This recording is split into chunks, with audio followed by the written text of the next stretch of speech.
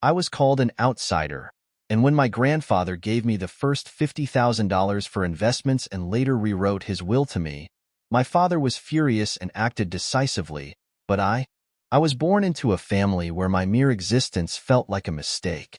You'd think that with the mansion, the money, and the fancy cars, everything would be perfect, right? But no amount of wealth can fill the empty space left by the absence of love. My parents, Richard and Julia, lived in a sprawling estate just outside of Boston. It was the kind of place people would gawk at when they drove by, with its perfectly manicured lawn, towering columns at the front entrance, and enough rooms to house a small country. But within those walls, it always felt cold. You see, they didn't want me. I wasn't the daughter they had planned for, dreamt about, or prepared their lives around. I was their biggest disappointment, a failed hope they couldn't ignore. My mom had complications when she had me, and after that, the doctors told her she couldn't have any more children. That was the nail in the coffin for any potential love I could have gotten from them.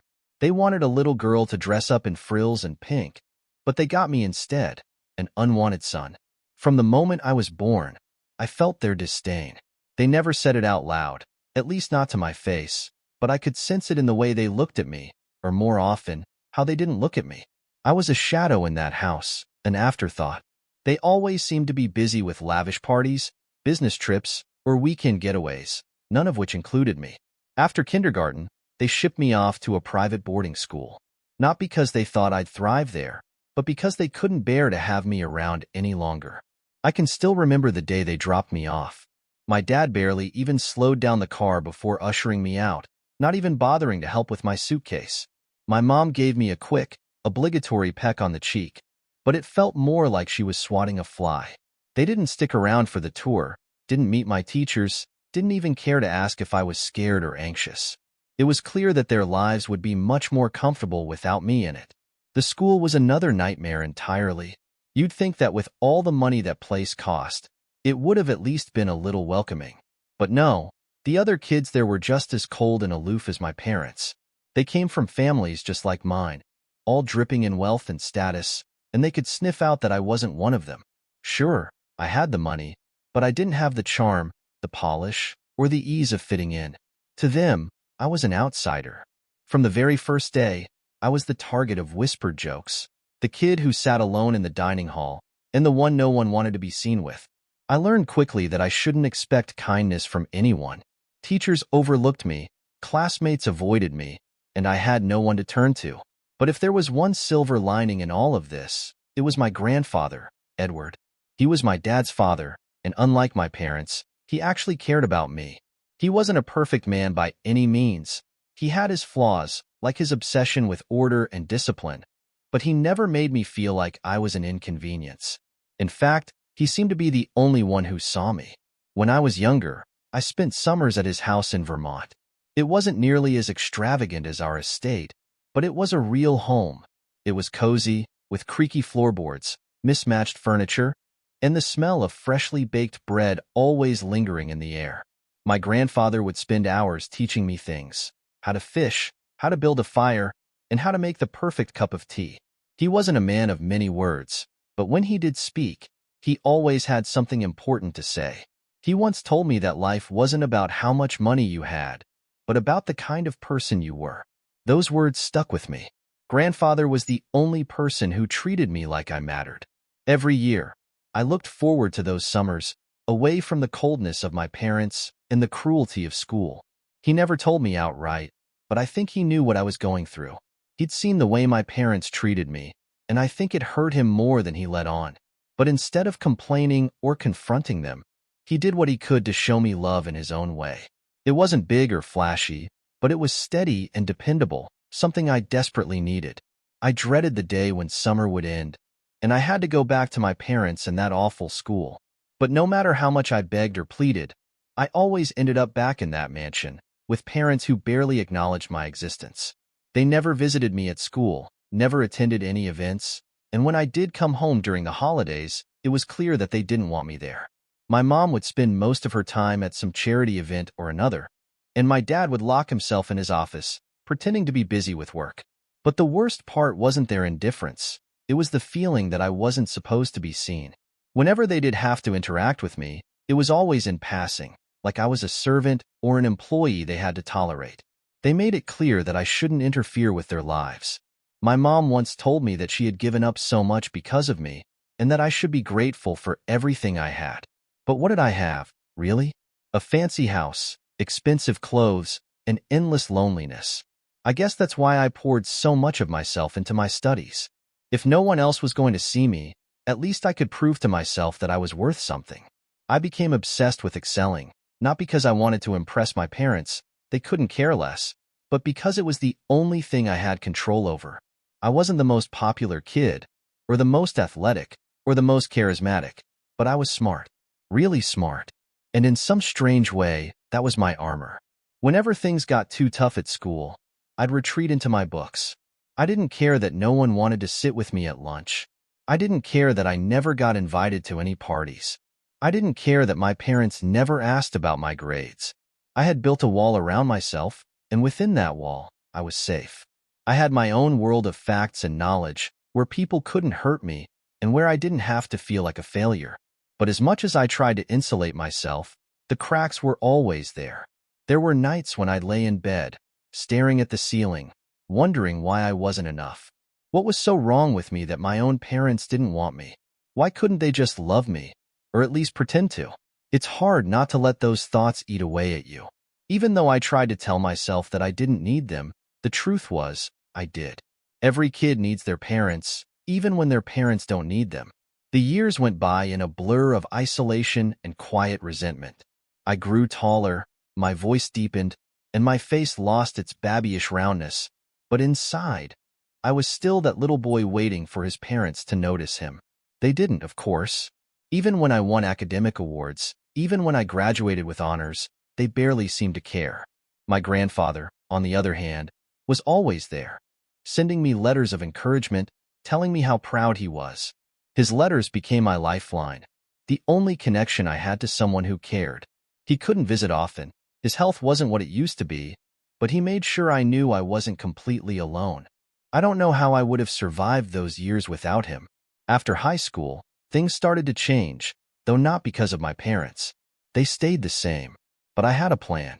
I had spent years focusing on my studies, and all that hard work paid off when I was accepted into the prestigious Wharton School of the University of Pennsylvania. Wharton was the crown jewel of business schools, and getting in was no easy feat, but I wasn't surprised. I had been preparing for this moment for as long as I could remember. Finance was my way out. I wanted to prove that I could build something on my own, something that didn't come from my parents' wealth or privilege. I was determined to carve out my own path, to succeed in spite of them. When the acceptance letter came, my parents didn't even react. My dad glanced at the envelope, gave a non-committal grunt, and went back to reading the Wall Street Journal. My mom was busy planning some charity gala, as usual, and just gave me a half-hearted congratulations before disappearing into her office. But I didn't care. Their approval wasn't something I needed anymore. I was going to Wharton, and I was going to make something of myself. As soon as I stepped onto the campus, I felt like I had entered a different world. Wharton was filled with ambitious, driven people, many of whom had the same kind of upbringing I did. Wealthy, disconnected families, a pressure to succeed, and a desire to stand out. But unlike high school, where I had been isolated and ignored, here, people took notice of me. Not because they liked me, necessarily, but because I was good at what I did. In finance, it's not about who's the most popular. It's about who's the smartest, who can make the most money, and who can play the game better than anyone else. And I was ready to play. I threw myself into my studies with the same intensity one always had, but I also began to think beyond the classroom. In my third year, I started experimenting with the stock market. I had always been fascinated by the idea of making money work for you, of taking something as abstract as numbers and turning them into real, tangible wealth. I had read everything I could get my hands on about investing, and now, with some money saved up from odd jobs and a generous gift from my grandfather, I was ready to take the plunge. Grandfather was still my rock. Even as I navigated the cutthroat world of Wharton, he was always there, a constant source of support. He didn't know much about finance. His world was more practical, more hands-on, but he believed in me. He had seen something in me long before anyone else had, and that belief meant the world to me. He gave me $50,000 to start with, a small fortune for most people, but to him, it was a gesture of faith. He told me to do with it what I thought was best, and that no matter what happened, he trusted me. With that money, I started small, testing the waters with a few safe investments, learning the ins and outs of the market. But as I gained confidence, I began to take bigger risks. It wasn't long before I saw returns, real returns. I was hooked. There was something intoxicating about watching those numbers climb, about knowing that I had made the right call, that I was building something from nothing. I was in constant contact with my grandfather, updating him on my progress, and he was always excited to hear how I was doing. It felt good to make him proud. By the time I graduated, I had turned that $50,000 into nearly $250,000. I couldn't believe it myself sometimes. I had outperformed even my wildest expectations, and I was hungry for more. I started thinking about what I could do next, how I could keep growing, how I could build an empire. I knew it was possible. I had the tools, the knowledge, and the determination. And now, I had the capital. My parents, of course, didn't seem to care. They had no idea what I had accomplished, and even if they did, I doubt it would have impressed them.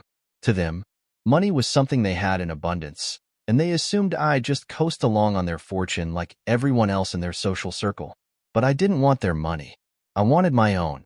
I wanted to prove that I could do it without them, that I wasn't just a product of their wealth and privilege. I wanted to make a name for myself, on my terms. While I was making a name for myself in the finance world, I started meeting people who were just as driven as I was. Some of them were at Wharton, others I met through internships and networking events. There was one guy, in particular, who stood out. His name was Ryan, and he was everything I wasn't. Charming, charismatic, and effortlessly likable. He came from old money, but unlike most of the rich kids I knew, he wasn't lazy or entitled. He had a sharp mind and a hunger for success that matched my own. We hit it off immediately, bonding over our shared obsession with the stock market and our desire to be the best. Ryan and I started working together on a few projects, pooling our resources and knowledge to make bigger and better investments. He had connections I couldn't dream of. His family had been in the finance world for generations, but I had the skills and the work ethic to make those connections count.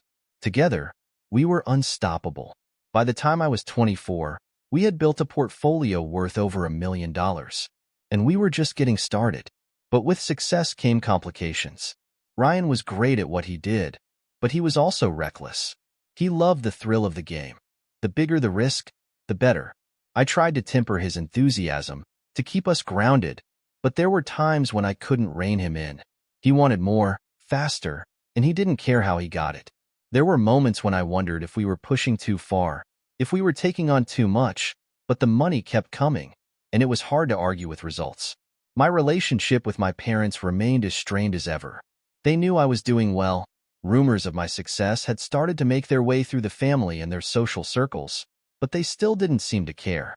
My dad occasionally asked how my little investments were going, but it was always with a tone of condescension, like he couldn't imagine I was doing anything worthwhile. My mom continued to focus on her charity work, never once asking about my life or showing any interest in what I was building. It was as if they had decided a long time ago that I wasn't worth their attention, and nothing I did would ever change that. But things came to a head one Thanksgiving when I decided to confront them. By this point, I had more money than I knew what to do with. I was successful, respected, and independent, yet they still treated me like I was invisible. I told them how I felt, how they had made me feel my entire life, how they had ignored me, blamed me, and pushed me away. I didn't hold back. I wanted them to know the damage they had done, to understand that their indifference had shaped me in ways they couldn't even begin to comprehend. Their reaction? Nothing. My dad shrugged and muttered something about how I've always been too sensitive. My mom gave me a blank look and went back to organizing her gala. It was infuriating. No matter what I said or did, they refused to see me. In their eyes, I would always be the son they never wanted, the mistake they couldn't undo. That was the moment I realized, truly realized, that I would never have their love or approval. And for the first time in my life, I was okay with that. I didn't need them. I had built something for myself, and that was more than they had ever given me. With that weight off my shoulders, I focused even more on my work. Ryan and I were taking bigger and bigger risks, and for a while, it seemed like we couldn't lose. But as anyone in finance knows, the market is unpredictable, and success can disappear as quickly as it comes. In one particularly volatile month, we made a series of bad bets that wiped out nearly half of our portfolio. Ryan panicked, wanting to double down and try to win it all back. But I knew better. I pulled the plug, sold off what I could, and managed to salvage what was left. It was a devastating blow, but it taught me an important lesson, one that my grandfather had always hinted at. Success isn't just about making the right moves. It's about knowing when to stop, when to step back, and when to accept that you've lost. It was a hard pill to swallow, but it made me a better investor, a better strategist, and a better person. Ryan, on the other hand, didn't take the loss so well. He blamed me for pulling the plug too soon, for being too cautious, for not letting him take the risks he wanted. We had a falling out after that, and our partnership dissolved. It was a messy split, but in the end, I knew it was for the best. Ryan was too reckless, too obsessed with the thrill of the game, and I couldn't afford to be dragged down by his impulsiveness. By the time I turned 25, I had rebuilt my portfolio from the ground up. I had learned from my mistakes, refined my strategies, and I was more successful than ever. My grandfather continued to support me, though his health was deteriorating. He was proud of me, I could tell. He didn't need to say it. I could see it in the way he smiled when I told him about my latest investments, in the way he always asked about my future plans. His belief in me had never wavered, and I was determined to make him proud, even as his strength faded. And so, I kept going, kept building, kept pushing forward. I didn't need my parents. I didn't need their approval. I had built something on my own, and that was more than they had ever done for me. As I continued to grow my business, the stakes became higher, but so did the rewards.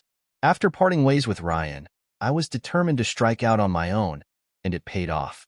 I had refined my strategies, learned from my mistakes, and built a company that specialized in investment management. I had a small but powerful team behind me, people who believed in what we were doing. We weren't just playing the stock market anymore. We were helping other wealthy clients grow their money in ways they hadn't even thought possible.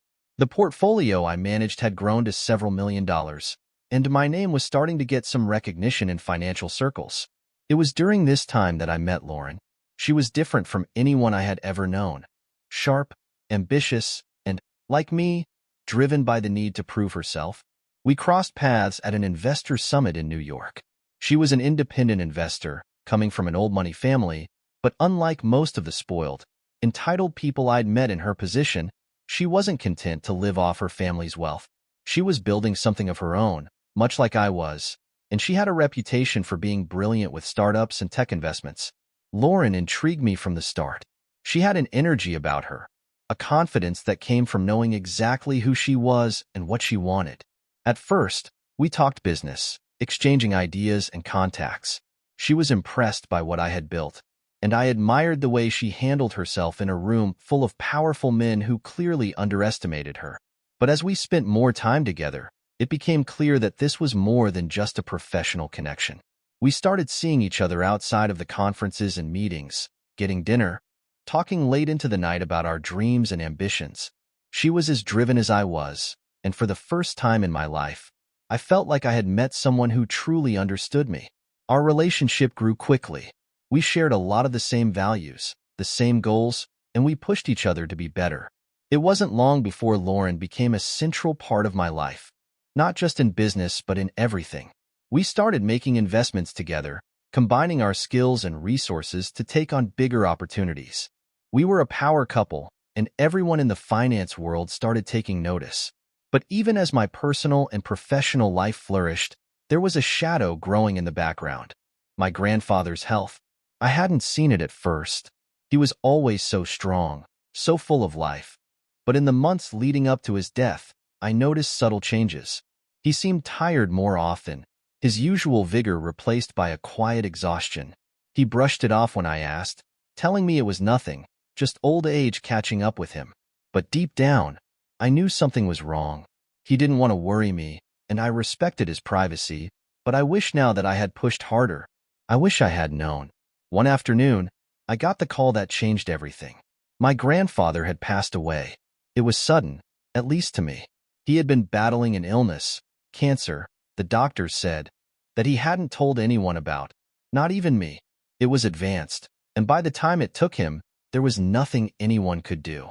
I felt a deep, hollow emptiness when I heard the news. He was the one person in my life who had truly loved and believed in me, and now he was gone. The funeral was small, private, just family and a few close friends.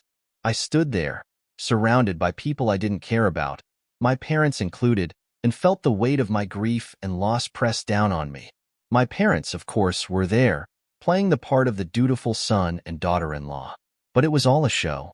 My dad hadn't been close to my grandfather in years, and my mom was as disconnected as ever.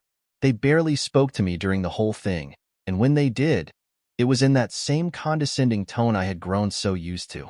After the funeral, I was called into my grandfather's lawyer's office for the reading of his will.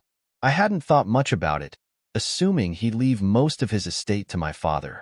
After all, that was the normal thing to do, wasn't it? But I should have known better. My grandfather had always done things his own way, and this time was no different. When the lawyer finished reading the will, my parents were livid. My grandfather had left everything to me. The estate, the investments, the money, it was all mine. His exact words were that my parents were unworthy of his legacy, a final condemnation of the way they had lived their lives and treated me. He had seen through them long before I had, and now, in death, he was making sure they couldn't ruin what he had built. My dad exploded in rage the moment the lawyer finished. I had never seen him like that before. He accused me of manipulating my grandfather, of somehow tricking him into giving me everything. He lunged at me, screaming about how I didn't deserve any of it, how it was his by right. It was the first time he had ever shown any real emotion toward me, and it wasn't love. It was pure, unfiltered hatred. He grabbed me by the collar, shaking me, his face twisted with anger. I could see years of resentment boiling to the surface in that moment, years of feeling like I had stolen something from him, even though I had never asked for any of it. Lauren was there, and she tried to intervene, pulling him off me. My mom just stood there, frozen, as if she couldn't process what was happening. Eventually, my father stormed out of the office, vowing that he would take everything back, that he would destroy me if it was the last thing he did. I didn't know what he meant at the time, but it soon became clear that he was serious. The weeks that followed were some of the most stressful of my life. My father launched a legal battle to contest the will, claiming that my grandfather had been mentally unfit when he wrote it. He accused me of manipulating an old man in his final days, of conspiring to cut him out of the inheritance that was rightfully his. It was a nasty, drawn-out affair, and it quickly became clear that my father wasn't just trying to get his hands on the money. He wanted to destroy me. He wanted to ruin my life, to take everything from me the way he felt I had taken everything from him. He started spreading rumors in the business world, trying to tarnish my reputation. He told anyone who would listen that I was a fraud, that I had built my success on lies and manipulation.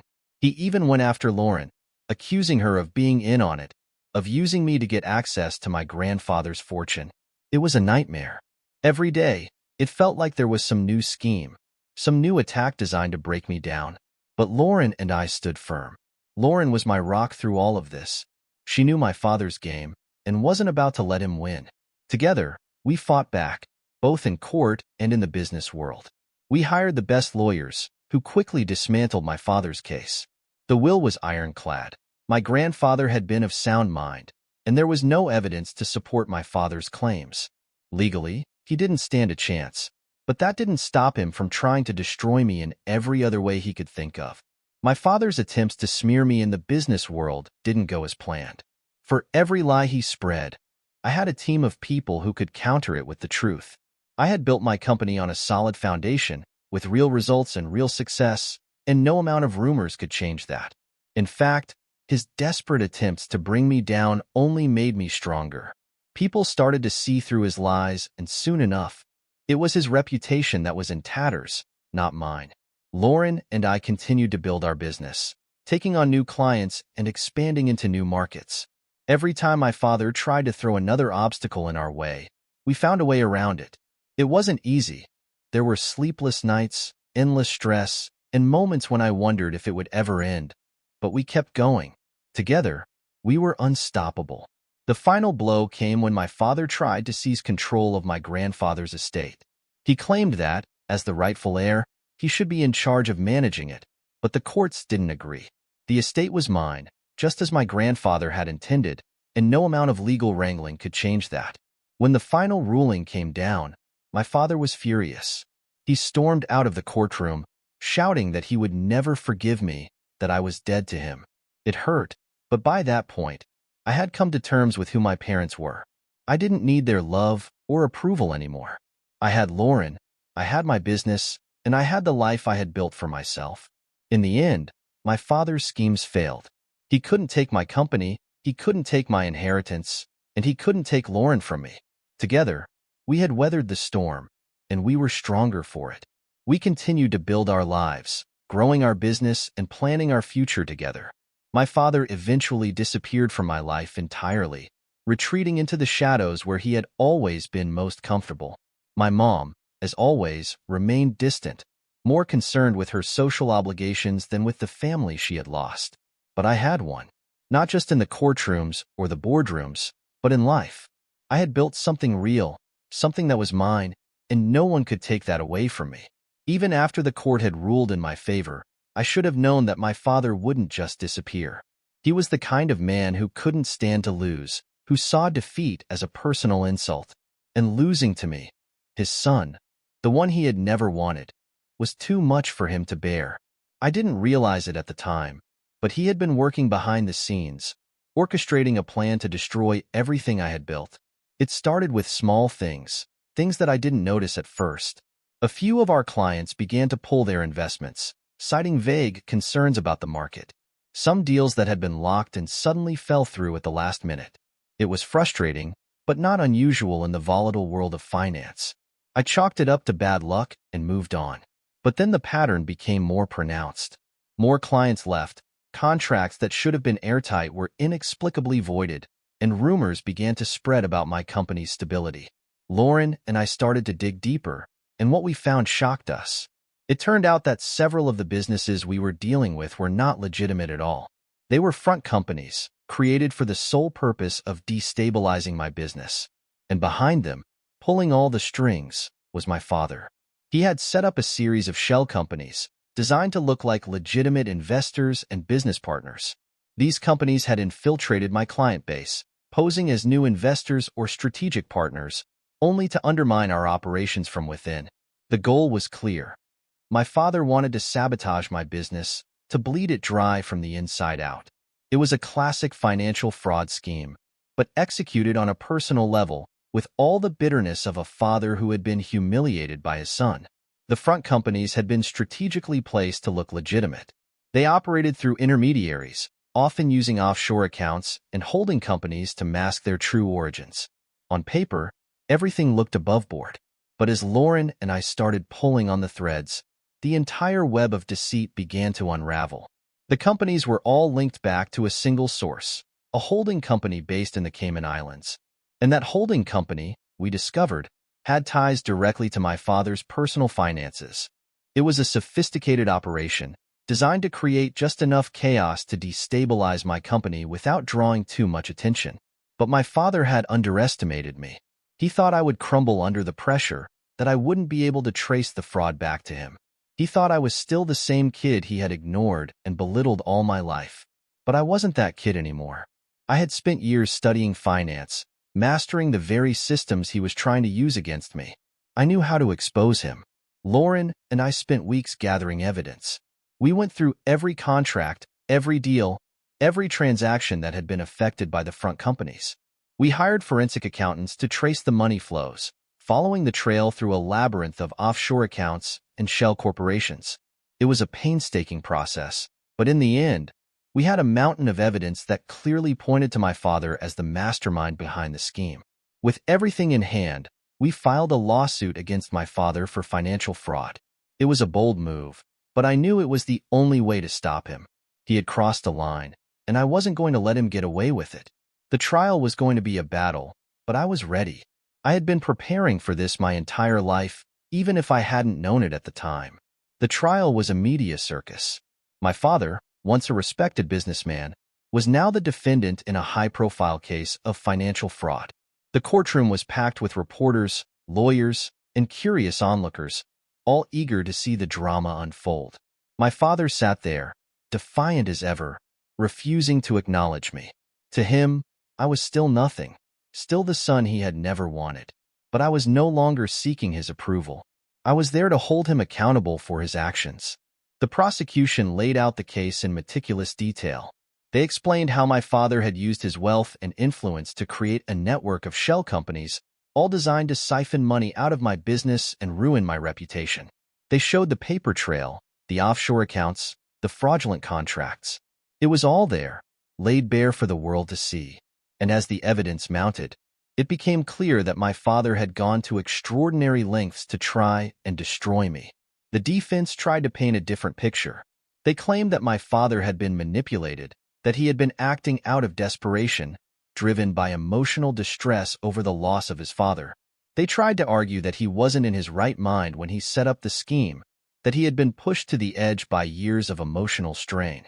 It was a weak argument, and everyone in the courtroom knew it. The facts were the facts, and no amount of emotional appeals could change that. As the trial went on, more and more details about my father's actions came to light. He had poured millions into the front companies, all with the sole purpose of destabilizing my business. He had manipulated investors, falsified documents, and lied to everyone around him, all to fuel his vendetta against me. It was a shocking level of betrayal, even for him. The turning point in the trial came when we revealed the extent of the financial damage my father had caused. Over $100 million had been funneled through the shell companies, with significant losses to both my business and the investors who had trusted us. It wasn't just about me anymore. My father's actions had hurt countless people, many of whom had no idea what was happening. The judge was furious. He called my father's behavior a blatant abuse of power and trust, and it was clear that the court had no sympathy for him. The verdict came down swiftly. My father was found guilty of financial fraud, conspiracy to commit fraud, and several counts of securities fraud. The judge sentenced him to 20 years in federal prison, a staggering sentence for a man who had once been at the top of the financial world. But it was a fitting end for someone who had spent his life manipulating others and destroying everything in his path. Even as he was led away in handcuffs, my father refused to acknowledge me. He wouldn't look at me, wouldn't speak to me. In his mind, I was still the problem, the reason his life had fallen apart. He blamed me for everything, but in his final moments of freedom, he let slip the truth that had been hiding in the shadows of our family for years. He claimed that he had been manipulated by my mother all his life, that she had resented him for not giving her the daughter she had always wanted. According to him, my mother had pushed him to reject me, to see me as a burden, because I wasn't the daughter she had dreamed of. It was a bitter revelation, but it didn't surprise me. My mother had always been cold, distant, more focused on her appearances and social standing than on being a parent. In a way, it made sense. My father had always been a weak man, easily influenced by those around him. If my mother had planted the seed of resentment in his mind, it wasn't hard to believe that he had let it grow unchecked. But that didn't excuse his actions. He had made his choices, and now he was paying the price. With my father behind bars and the trial over, I was left to pick up the pieces of my life. The business had survived the onslaught, thanks in large part to Lauren's unwavering support and the incredible team we had built together. We had weathered the storm, and in the end, we were stronger for it. My father had failed in his attempt to destroy me, but the scars of his betrayal would remain. In the months that followed, I focused on rebuilding. The damage to my business had been significant, but not insurmountable. We worked tirelessly to restore the trust of our clients and partners, and slowly but surely, we began to regain our footing. Lauren and I continued to grow both our personal and professional relationship, and we started to make plans for the future. Together, we had built something that my father could never take away. Something real, something lasting. As for my mother, she remained as distant as ever. After my father's conviction, She retreated even further into her world of charity galas and social events, refusing to acknowledge the disaster that had unfolded around her. In a way, she had always been more of a ghost in my life than a real presence, and I didn't expect that to change now. I had learned long ago not to seek love or approval from people who couldn't give it. The legacy my grandfather had left me was safe, and in time, I would pass it on to the next generation. But more than the estate or the money, he had given me something far more valuable. The belief that I was worth something, that I could make my own way in the world. And for that, I would always be grateful. In the end, I didn't need my father's approval or recognition. I had built my own life on my terms, and that was enough. His legacy was one of bitterness and destruction, but mine would be different. I had Lauren, I had my company, and I had the future ahead of me. And that was all I needed. If you like the story, don't hesitate to subscribe and listen to new stories every day. Write in the comments what you like the most.